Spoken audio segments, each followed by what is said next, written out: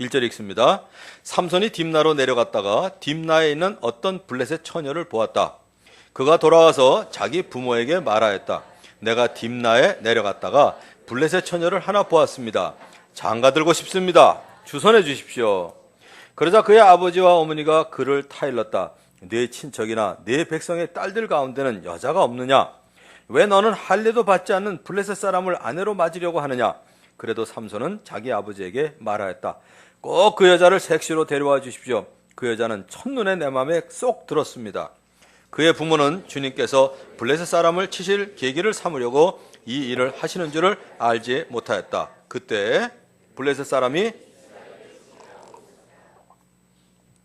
삼손이 부모와 함께 딥나로 내려가서 딥나에는 어떤 포도원에 이르렀다. 그런데 갑자기 어린 사자 한 마리가 으르렁거리며 그에게 달려들었다.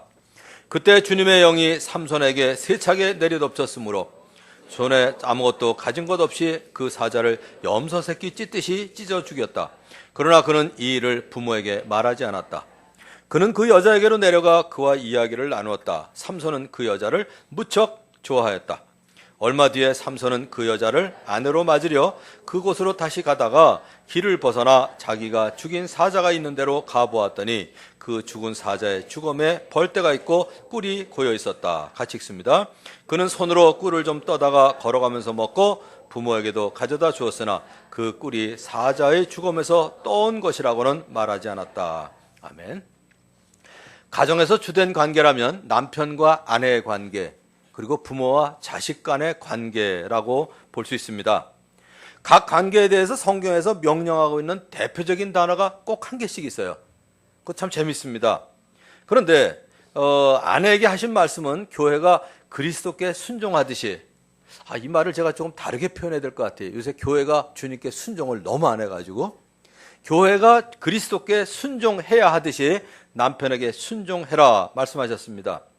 그리고 남편에게 하신 말씀은 그리스도께서 교회를 사랑하셔서 교회를 위하여 자신을 내주심같이 사랑해라입니다. 그리고 자녀들에게는 두 마디를 하셨어요.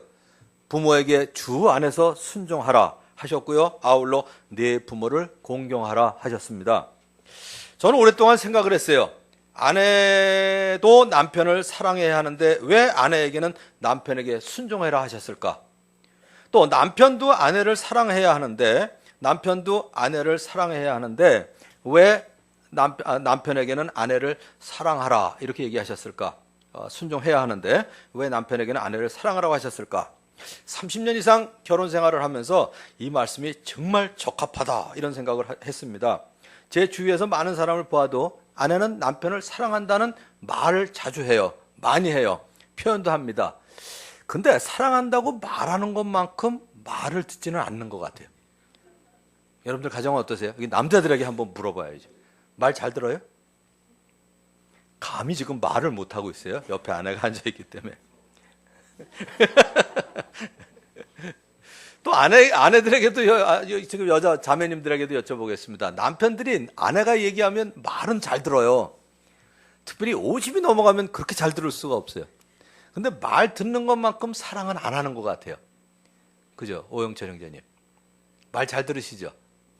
근데 말 들으면서 나가면서 군시렁거릴 때 많으시죠? 이걸 꼭 내가 해야 되냐? 지가 좀 하지. 뭐 이럴 때 많잖아요. 그러니까 말을 듣는 것만큼 사랑하지는 않는 것 같아요. 사랑을 안 한다는 얘기는 아니에요.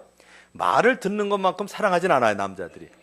여자들은 사랑하는 표현을 하는데 표현하는 것만큼 순종은 안 하는 것 같아요. 그래서 정말 적합한 말씀인 것 같습니다.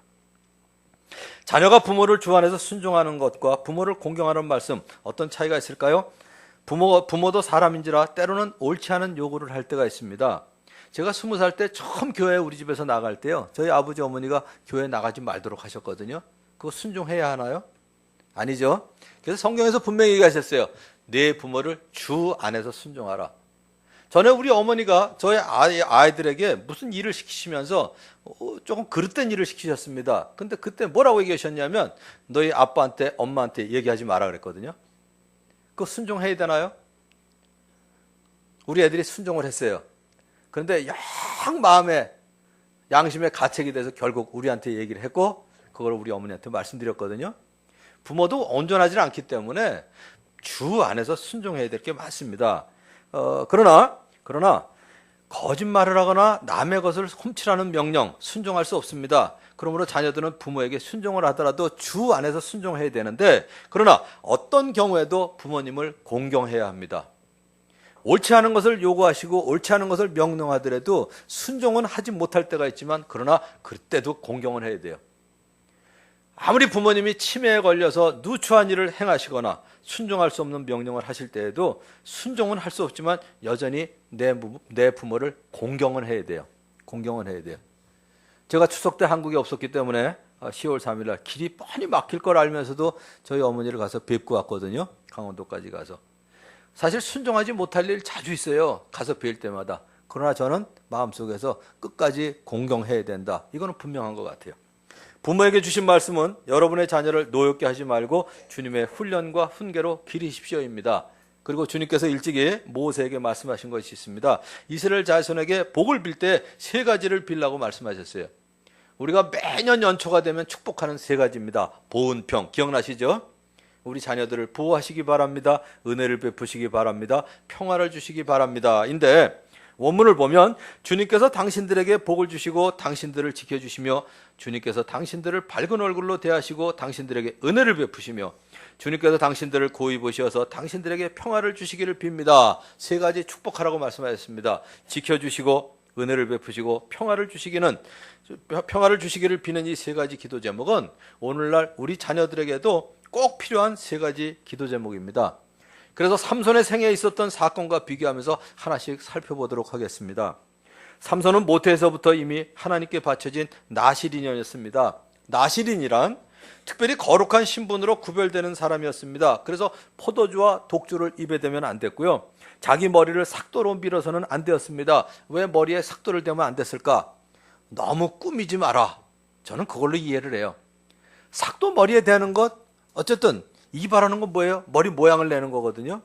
삭도를 머리에 대지 마라. 저는 그렇게 이해를 합니다. 자꾸 거칠게 하지 마라. 그걸로 이해를 합니다.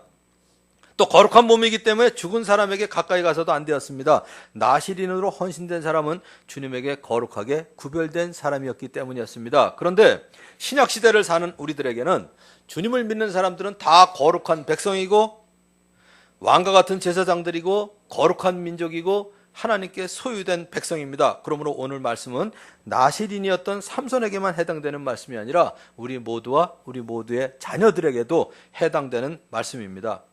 삼손은 주님께서 내리시는 복을 받으면서 잘 자랐습니다. 주님의 영이 그에게 내리기도 했습니다. 그렇다고 해서 그가 죄의 유혹으로부터 면제된 것은 아니에요. 제가 목사라고 해서 죄의 유혹으로부터 면제된 게 아니거든요. 제 직분이 목사일 뿐이지 유혹은 여전히 저에게도 옵니다. 여기 그는 딥나에 내려갔다가 어떤 블레셋 처녀를 보고 첫눈에 반해버렸어요. 대부분의 남자들이 그렇거니와 삼손처럼 기운이 좋은 사람, 힘이 좋은 사람 중에는 더욱 성적인 유혹에 약한 사람이 많습니다. 남자나 여자나 외모에 속기가 쉽습니다. 그렇기 때문에 디자인이라는 미명하에 그렇게 경쟁적으로 포장을 하고 인테리어에 힘쓰는 것이라고 저는 생각을 해요. 심지어 요즘 버스 옆면에 광고가 가장 많이 실리는 것도 글쎄 모르겠어요. 그게 눈에 들어와서 그런지 모르겠지만 통계를 내보진 않았지만 성형수술에 대한 광고가 그렇게 많은 것 같아요. 그리고 또 하나, 동서고금을 막론하고 화장술하고 향수가 발달된 것은 결코 이것과 무관하지 않다고 봅니다. 외모에 많이 속아요. 외모에. 제가 중고등학교 때, 특별히 고등학교 때 우리 영어 선생님이 그랬어요. 애들이 한참 사춘기 때 여자들한테 자꾸 마음이 뺏기잖아요. 우리 영어 선생님이 한 가지 얘기를 해주신 거 전 지금도 기억이 돼요. 가끔 생각합니다. Beauty is on your skin deep. 아름다움이란 이뻐봐야 딱 살껍데기 하나 차이다. 이 얘기예요. 딱 한 커플 화장하면 얼굴이 달라지잖아요. 그거 딱 안 하면 이제 맨얼 그래가지고 완전히 사람이 달라지거든요. 제 방에 여러분들이 이 얘기를 하면 안 들어오실까봐 걱정이 되긴 하는데 전 특별히 우리 자매님들이 제 방에 들어올 때마다 깜짝 놀랄 때가 있어요. 이렇게 작았나 그러고. 발뒤꿈치도 아니고 신발 뒷발굽이 뒷굽이 얼마큼 높으냐에 따라서 여기 본당에서 볼 때는 이만큼 됐던 자매님들이었는데 갑자기 제 방에 들어오면 이만큼 되거든요. 야, 이게 발굽 하나 그 구두굽 차이 하나구나. 딱 이 생각을 하게 돼요. 또 심한 얘기까지 하나 해드릴까요? 혹시 여러분들 자녀 중에 아무튼 저 사춘기 때 이성에게 이렇게 자꾸 빠지는 애 있으면 그 얘기하세요. 저희 사회 선생님이 얘기해 주신 거 저는 무지하게 도움이 됐어요. 앞만 이뻐봐야 그 여자도 화장실 가는 걸 기억해라 그랬어요. 그랬더니 싹 마음이 달라지더라고요. 이상한 걸 연상해서 좀 미안하긴 하지만, 삼손의 부모는 블레셋 처녀에게 장가들고 싶어하는 삼손을 타일렀습니다. 왜 너는 할례도 받지 않은 블레셋 사람을 아내로 맞으려고 하느냐. 그런데도 삼손의 고집을 어떻게 할 수가 없었는지, 아니면 부모의 마음이 약했는지, 아무튼 이거 결국 블레셋 처녀를 아내로 맞이하게 되었습니다. 그런데 삼손이 그렇게도 좋아하던 딥나의 블레셋 처녀, 실상은 어떤 사람일까 생각을 해봤어요. 아내로 맞아들이고 일주일간 잔치를 할 때 그곳에 모인 젊은이 30명에게 수수께끼를 냈어요. 완전히 삼손이 폼 잡으려고 한 거예요. 강한 곳에서 단 것이 나오고 뭐 이런 얘기죠. 그게 뭔지 아냐 그러고. 그러니까 아무리 해도 풀 수가 없으니까 이 젊은 청년들 30명이 으름장을 놓습니다. 삼손의 아내에게. 남편에게서 답을 알아내라 이거예요. 만일에 그렇지 않으면 다 불살라 버리겠다고, 그 여자와 그 여자의 집을. 그러자 그 여자가 남편인 삼손에게서 해답을 받아내어서 그들에게 일러주고 맙니다. 이게 아내인가요? 저는 아닌 것 같아요. 정말 사랑한다면, 아내라면 진짜 하나님께서 보호하실 걸 믿기도 해야 되겠거니와 죽는 한이 있어도 남편을 이렇게 골탕 먹일 수가 없죠. 그런데 삼손이 그렇게 좋아하던 여자, 이런 사람이었습니다. 외모에 속지 말아야 합니다. 세상은 우리 자신에게도 그렇거니와 우리 자녀들이 경건한 삶을 살기에 그리 녹록한 곳이 아닙니다. 유혹거리가 많아서 만만하거나 호락호락하지 않다는 말입니다. 성적인 유혹, 되게 크게 세 가지인 것 같아요. 첫째는 성적인 유혹이에요. 두 번째는 문화와 문명 생활을 누리고 싶은 유혹이에요. 그러니까 계속 아무튼 휴대폰 바꾸고 싶어 하잖아요. 유행 따라서 살고 싶고요. 그래서 성적인 유혹, 문화와 문명 생활을 누리고 싶은 유혹, 그 다음에 세상에서 인기와 명예를 얻고 싶은 유혹, 왕따 당할까 봐 두렵고요. 이 세 가지가 가장 큰 유혹 같은데, 이 유혹들이 집 바깥뿐만 아니라 인터넷을 통해서 집 안방까지 지금 들어오고 있습니다. 우리 자녀들에게 세 가지죠. 즐기고 싶은 것도 많고요, 가지고 싶은 것도 많고요, 유명해지고 싶은 마음이 많습니다. 그러므로 하나님께서 복을 주셔서 자녀들을 지켜주시기를 간절히 기도하는 여러분들 되시길 바랍니다. 이제 두 번째는, 삼손이 부모와 함께 딥나로 내려갔을 때 갑자기 어린 사자 한 마리가 으르렁거리며 그에게 달려들었습니다. 그때 주님의 영이 삼손에게 세차게 내리덮쳐서 손에 아무것도 가진 것이 없이 그 사자를 염소 새끼 찢듯이 찢어 죽였습니다. 삼손에게 주신 은사, 강한 힘이었습니다. 그는 여우 300마리를 잡아서 꼬리에 꼬리를 비끄러맬 정도의 힘이 있는 사람이었어요. 아무리 여우라고 하지만 꼬리를 잡으면 악랄해집니다. 그런데 300마리를 2마리씩 꼬리에 꼬리를 비끄러맬 정도면 얼마나 기운이 셌겠어요. 그 후에 자기 팔을 동여맸던 밧줄을 불에 탄 사모라기 같이 맥없이 끊어져 나가게 할 수도 있는 사람이었고요. 당나귀 턱뼈 하나를 가지고 1000명을 블레셋 사람 쳐 죽이기도 했습니다. 그런데 문제는 여기에 있었어요. 하나님 저에게 강한 힘을 은사로 주셔서 감사합니다 하면서 다른 사람의 유익을 위해서, 공동체의 유익을 위해서 사용했으면 얼마나 좋았겠습니까? 그러나 그는 나귀 턱뼈 하나로 죽음을 무더기로 쌓았다, 나귀 턱뼈 하나로 1000명이나 쳐 죽였다고 자신을 과시했습니다. 이게 문제였어요. 하나님께서 각 사람에게 은사를 주신 것은 다른 사람의 유익과 공동 유익을 위한 것이라고 고린도전서 12장에서 분명하게 말씀하셨습니다.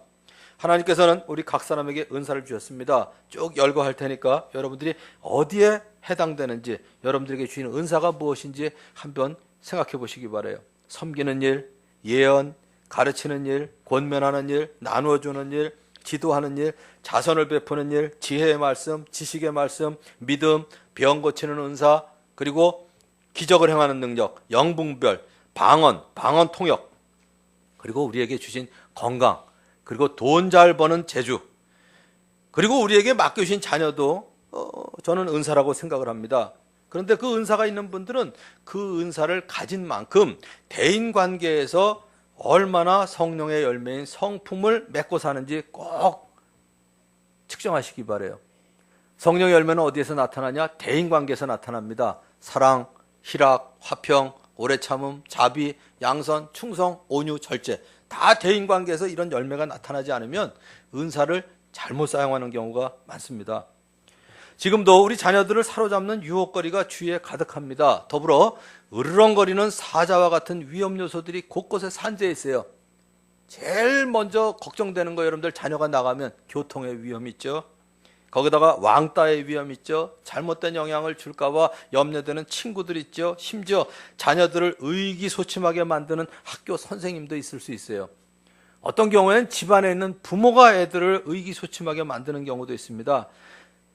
크게 세 가지 두려움인 것 같아요. 관계가 깨질 것에 대한 두려움, 자존심이 상할 것, 자아를 포기해야 되는 것, 또 죽음에 대한 두려움, 그리고 소유하지 못할 것에 대한 두려움이 엄습할 때가 우리 자녀들에게 많다고 봅니다. 그런데 문제는 두려움이 있으면 반드시 죄를 짓도록 자녀들을 이끌어갑니다. 특별히 우리 자녀들을 위해서 기도할 때 배우자를 위해서 꼭 기도하시기 바라요. 자녀들이 고등학교를 졸업할 때가 되면 그들의 배우자를 위해서 적극적으로 기도하셨으면 좋겠어요. 전 그 이전에, 그 전부터 기도해도 좋지만 자녀들과 함께 기도할 제목은 저는 아니라고 봐요. 왜냐하면 고등학교 졸업할 때까지는 배우자에 대한 관심을 가질 필요가 없거든요.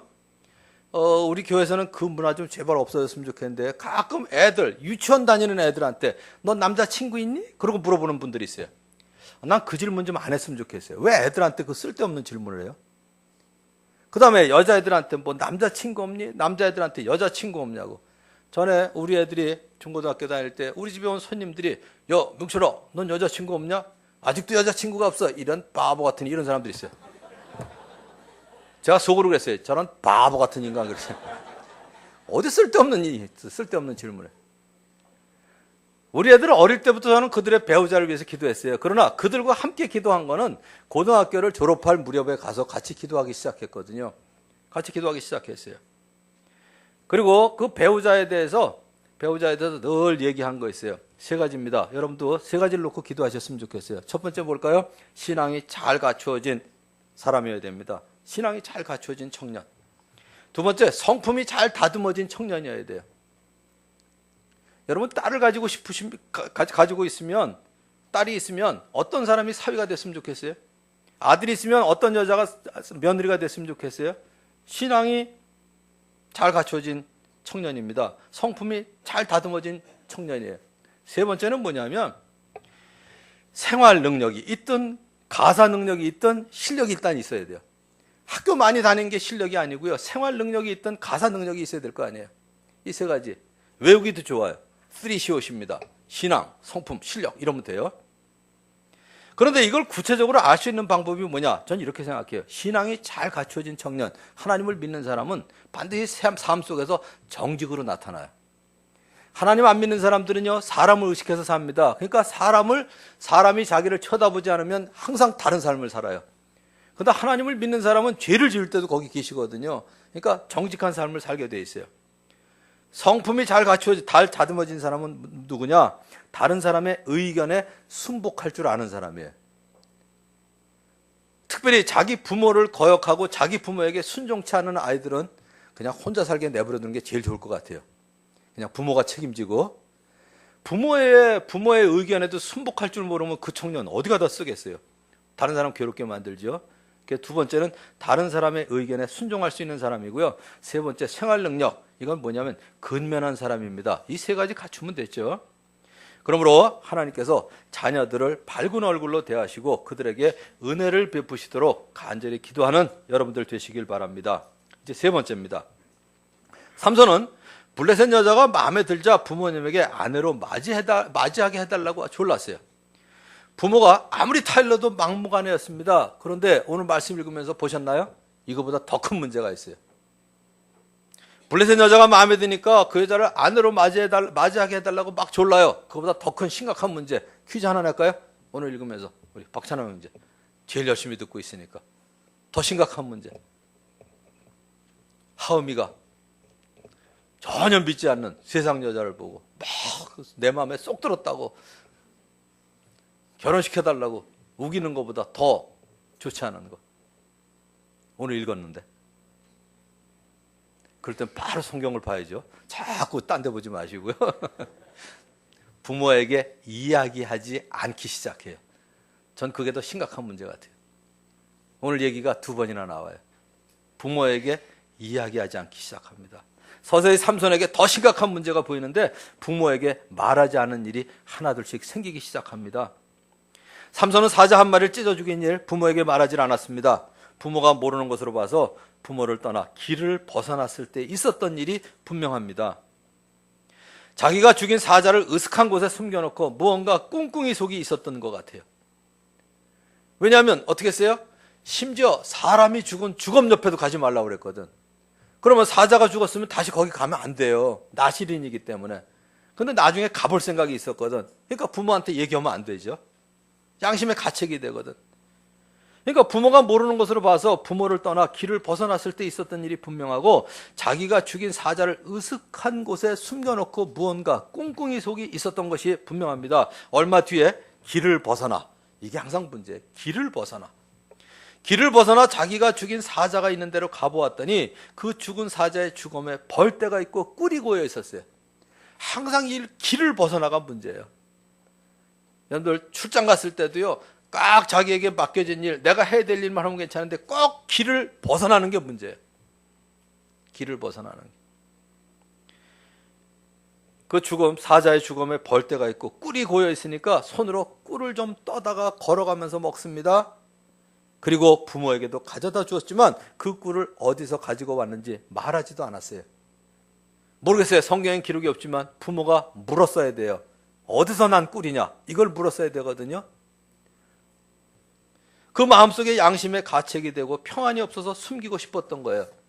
그런데 오늘 여러분들에게 세 가지를 꼭 말씀드리고 싶은데 부모와의 관계에서 세 가지 경우에 자녀들이 같이 있고 싶어 하질 않아요.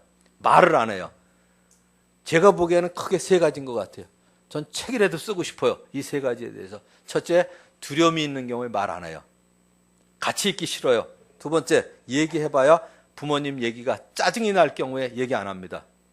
세 번째, 같이 있어봐야 유익이 없으면 같이 있질 않아요. 되게 세 가지인 것 같아요.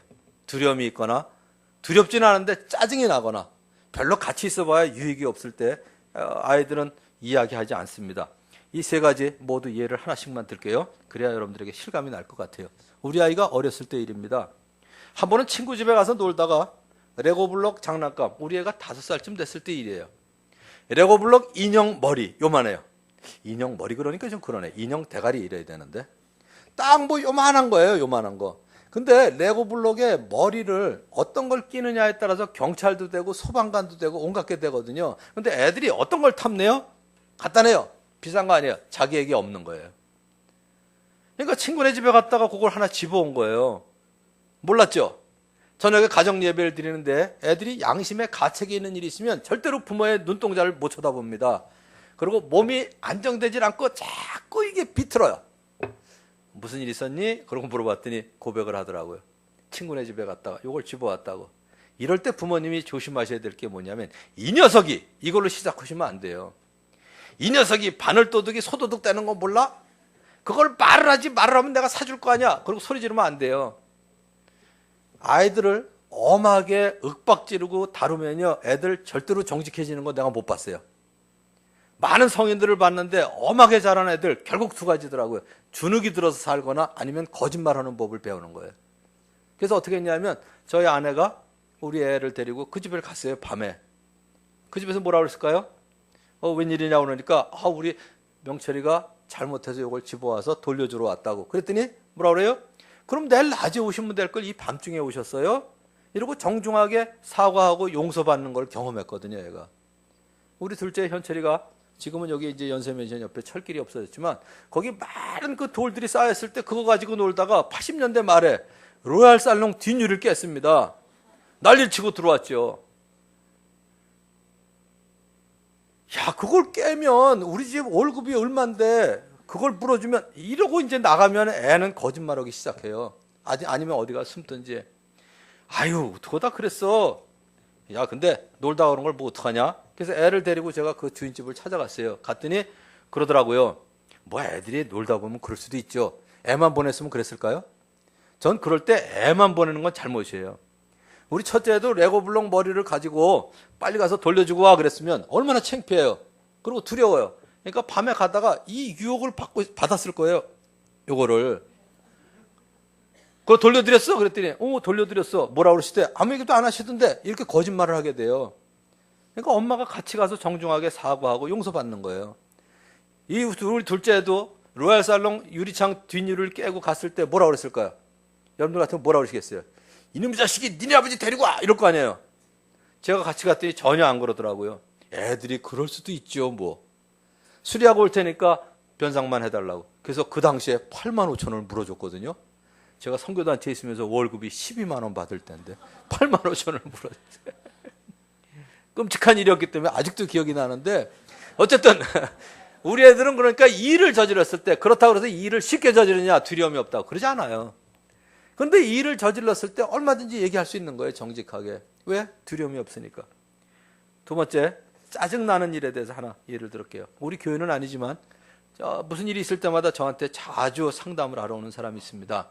사실 이 사람이 저한테 아주 고마워해서 우리 교회에 있는 책 3,000권은 그 사람이 기증한 거고요. 제 방에 있는 책꽂이도 그 사람이 기증한 거예요. 그 사람 취미가 책 모으는 거하고 우표 모으는 건데, 우표는 제가 필요 없을 것 같아서 안 받았고 책하고 책꽂이만 받았어요. 이런 일이 있었습니다.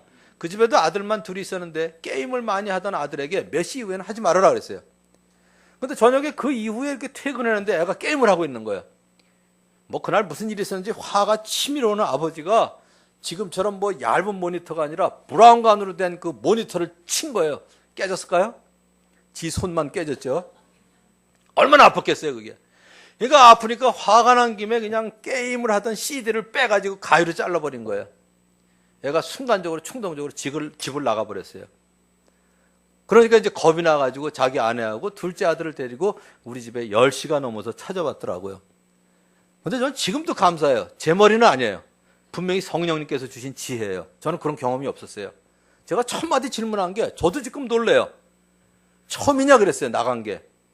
그때 처음이래요. 그 다음 제가 대답했어요. 그러면 걔 반드시 돌아온다. 갈 데가 없기 때문에. 그랬거든요. 처음 충동적으로 나간 애들은요, 갈 데를 마련하고 나가지는 않습니다. 그냥 뛰어나간 거예요. 근데 둘째 나갈 때부터가 문제, 두 번째. 그때는 갈 데를 마련하고 나가요. 그래서 제가 그랬죠. 얼른 집으로 가라고. 가서 네 성질대로 하지 말고 두 가지만 해라 그랬어요. 아무리 애가 잘못했더라도 CD를 자른 거는 네가 잘못한 거니까 지금 집에 돌아가서 거실에 불을 켜놓고 현관문 절대로 잠그지 말고 애가 오늘 반드시 돌아올 테니까 들어오면 두 마디만 하라 그랬어요. CD 자른 거에 대해서 미안하다. 또 한 가지는 들어가 자라. 딱 두 마디만 하라 그랬어요. 그랬더니 그 친구가 그러더라고요. 말도 안 된다고. 집 나간 놈한테 어떻게 그런 얘기를 할 수 있냐고. 나가기를 원해? 들어오기를 원해? 그랬더니 들어오기를 원한대요. 그럼 두 마디만 하라 그랬어요. 그 다음날 제가 확인했습니다. 그때 3시 반에 들어왔다 그러더라고요. 10월 말이었거든요. 얼마나 추웠겠어요. 그러니까 아파트 놀이터에 앉아있다가 계속 아무튼 자기 집 거실을 쳐다봤겠죠. 불이 켜 있으니까 딱 온 거예요. 문을 여는데 손잡이가 열리는 거예요. 딱 아버지가 앉아있거든요, 거실에. 보통 여러분들 같으면 뭐라 그러세요? 한국 아버지들. 왜? 얼어 죽지? 어디 갔다 기어 들어오냐? 이게 짜증나게 하는 거예요. 옛날에 우리 어른들부터 들었던 얘기거든요. 근데 그렇게 짜증났으면서 우리 답습해요. 제발 그 얘기 하지 말자 이거지. 딱 들어와서 아버지를 보자마자 오늘은 죽었다 그러는데 미안하다 그러니까 얼마나 감동이 됐겠어요. 거기다 들어가자라 그러니까 세상에 그런 아버지가 어디 있어요. 이 아들이 제가 보지는 못했지만 밤새 아버지한테 감동해서 나 잠 못 잤을 것 같아. 걔가 중학교 2학년이었었는데 그때부터 열심히 공부해가지고 안산에 있는 동산고등학교에 들어갔고요. 최근에 이제 유학 갔다 와서 군대 갔다 오고 그 아버지가 뭐 자기 교회를 제가 못 옮기게 하니까 옮기지 못하는데 어쨌든 둘째 아들 지금 이제 산부 예배, 청년들 예배 지금 보내고 있거든요. 저희 고마워가지고 자기 집에 있는 책들 나 혼자 갖고 있으면 뭐하냐고 저희 교회에 다 기증했어요. 두 번째는 짜증 안 나게 해야 돼요. 짜증 나면 얘기를 안 해요. 뻔한데 그걸 얘기를 왜 하겠어요. 세 번째는 애들한테 유익을 줘야 됩니다. 부모에게 이야기를 하거나 같이 있어봐야 이익이 없으면 자녀들을 말을 하지 않게 됩니다. 뭐 제 자랑처럼 들려도 그냥 예를 하나 드는 게 좋을 것 같아요. 저희 아이들 그냥 거실에서, 저희 집은 서재가 지금도 없습니다. 그냥 거실에서 결혼하기 전날까지 공부 같이 했어요. 뭐 중고등학교 때 저는 같이 다닌 건 말도 할 거 없고, 지금은 이제 결혼하고 다 애를 낳고 사는데도 불구하고 목욕할 날만 되면, 목욕하러 가고 싶으면 꼭 저한테 전화해요. 아빠 목욕 같이 가도 돼요? 그러고. 물론 제가 목욕비는 제가 냅니다. 근데 목욕비 때문에, 그건 뭐 6, 7천 원 때문에 저랑 목욕 같이 가자고 그러는 건 아닐 것 같아요. 우리 애들이 고등학생일 때 제 차 뒤에 타고 어디를 가고 있었어요. 제가 짓궂게 질문했습니다. 다른 아이들은 초등학교 고학년만 돼도 부모를 안 따라다니는데 너희들은 어떻게 고등학생이 우리를 따라다니냐? 그러고 질문했어요. 대답을 안 하더라고요. 짓궂게 대답 좀 해봐. 그러고 몇 번을 제가 물었더니 마지막에 이 질문으로 끝났어요. 아빠 따라다녀서 손해본 적이 없거든요. 이 대답이에요. 여러분 자녀들이 꼭 이 대답을 할 수 있길 바랍니다. 지난 10월 3일 날도 제가 어머니를 뵈러 가는데 10시쯤 출발하면 애들이 다 갈 수 있겠더라고요. 애들이 하나씩 있기 때문에. 근데 차가 밀려가지고 10시 반에 갔다가 10시에 떠났다가는 저녁에 제가 약속이 있는데 도저히 오지 못할 것 같아요. 그래서 새벽 기도 끝나고 그냥 7시에 출발하기로 작정을 하고 두 애들한테 문자를 쳤습니다. 우리 둘이 갔다 올게, 새벽에. 근데 문자가 왔더라고요. 전화가 왔어요. 애 아예 외출복 입혀서 재우고 따라갈 테니까 같이 가자고. 그래서 같이 갔거든요. 얼마나 이뻐요. 물론 94세기 때문에 우리 어머니가 언제 돌아가실지 모르니까 가서 보고 오겠다는 그 마음도 난 이쁘지만 그 새벽에 따라 나서겠다는 저희 애들이 저는 좋아요. 물론 저 계획이 많습니다. 그럼 가는 길에 이천에서 아무튼 뭐 궁중 한정식에서 잘 먹일 거 분명히 각오하고 있고요. 어쨌든 애들 마음도 이쁘지만 제 마음속에 계획이 많아요. 적어도 따라오는 만큼 유익이 있었다는 그 인식을 애들한테 꼭 심어주고 싶거든요. 여러분 가정에 아빠, 엄마 따라다녀서 손해본 적이 없거든요. 꼭 여러분들 마음속에 기억하시기 바라요. 짜증 안 나게 해야 돼요. 두려움 없게 해야 돼요. 이 세 가지가 제일 문제인 것 같아요. 양심의 가책이 되어서 숨기고 싶은 일이 있으면 관계가 깨지기 시작합니다. 이야기하기 두렵거나 이야기해봐야 짜증이 나거나 별 이익이 없다고 생각하면 애들이 이야기를 하지는 않습니다. 그 결과 관계가 깨지기 시작하는 것입니다. 하나님과의 관계가 깨져요. 사람들과의 관계가 깨지고 그리고 자기 자신과의 관계도 깨집니다. 자기 자신과의 관계가 깨지는 게 뭘까요? 마음속에 평강이 사라지는 거예요. 마음속에 평강이 사라지고 하나님과의 평화가 깨지고 사람들과의 평화가 깨지는 것입니다. 사람들은 배우지 못한 게 문제라고 얘기해요. 가지지 못한 게 문제라고 하는데 절대로 그렇지 않습니다. 하나님께서 여러분들의 자녀들을 복을 베푸셔서 지켜주시기를 위해서 기도하시기 바라요. 두 번째는 하나님께서 밝은 얼굴로 대하셔서 은혜 주시기를 위해서 기도하시기 바라고요. 세 번째는 하나님께서 여러분들의 자녀들을 고이 보시어서 자녀에게 평화를 주시기를 간절히 기도하는 여러분 되시기 바랍니다. 기억하시기 좋게 늘 알려드린 거 있죠. 보호하시고 은혜를 주시고 평강을 주시기를 원합니다. 보온평의 은혜가 여러분과 여러분 자녀들에게 있기를 주님의 이름으로 축원합니다. 기도하겠습니다. 이제 한 1분 정도 침묵 가운데 기도하겠습니다. 하나님께서 꿈이나 환상이나 여러 가지 다른 방향으로 뜻을 보여주시기보다는 우리 마음속에 특별히 양심을 통해서 생각나게 해주시는 것으로 하나님의 뜻을 보여줄 때가 많습니다. 오늘 말씀을 들으면서 우리의 자녀들을 두렵게 했거나 짜증나게 했거나 별로 유익이 없다고 생각하게 만든 것이 있으면 꼭 회개하고 새로운 다짐을 하는 귀한 시간 되시길 바랍니다. 또 자녀들을 위해서 축복하지 않은, 기도하지 않은 죄가 있다면 주님 앞에 꼭 고백하는 이 시간 되길 바랍니다. 1분 정도 기도하신 후에 제가 마무리 기도하도록 하겠습니다. 하나님 아버지 감사합니다. 오늘 삼손의 생애에 나타난 여러 가지 사건들을 통해서 우리의 자녀들을 어떻게 키워야 되고 그들을 위해서 무엇을 기도해야 되는지, 무엇을 축복해야 되는지 알게 하시니 감사합니다. 하나님 아버지 특별히 저에게 하나님을 사랑하고 하나님의 말씀을 사모하고 사람들을 좋아하는 저희 아내를 주신 것을 감사합니다. 또 저희 자녀들에게도 좋은 배우자들을 허락하신 것 감사합니다.